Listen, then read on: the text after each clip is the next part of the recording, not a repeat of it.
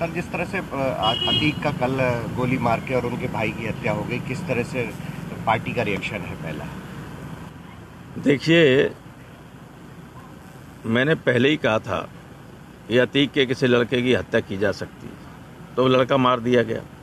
कोई इनकाउंटर नहीं था, सब फर्जी इनकाउंटर था। और अतीक ने स्वयं सुप्रीम कोर्ट में रिट की थी कि पुलिस की अभिरक्षा में मेरी हत्या की जा सकती है, मुझे सुरक्षा दी जाए। की थी कि नहीं की थी? जी बिल्कुल। और हो गई हत्या। ये जानबूझकर की गई हत्या है।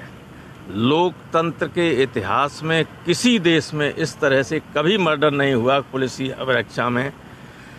5 बार का एमएलए, 1 बार का एमपी और भाई भी 2 बार का एमएलए, उनको पुलिस की अभिरक्षा में मार दिया जाए, ये क्या है? ये सुनियोजित हत्या है। और कोई भी निष्पक्ष एजेंसी जब जांच करेगी तो इसमें जो 7 पुलिस वाले थे वे भी 120 के मुलजिम होंगे, उससे ऊपर वाले भी 120 के मुलजिम होंगे। ये बहुत गंभीर मामला है। लोकतंत्र में ऐसा कोई कल्पना नहीं की जा सकती। आप सत्ता में पहुंचने के लिए किसी एक धर्म के लोग को चुन चुन कर मारना शुरू करोगे, के साथ दूसरे धर्म के लोग प्रसन्न हो जाएंगे। जो भी ईमानदारी से सोचने वाला व्यक्ति है वो सब इसको गलत समझेंगे, गलत मानेंगे, उसका परिणाम इनको भुगतना पड़ेगा।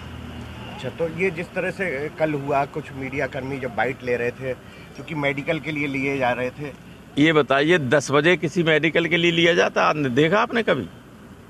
तो हत्या की योजना थी। किसी पुलिस वाले ने गोली चलाने वाले पे, अतीक को मारने वाले पे गोली चलाई?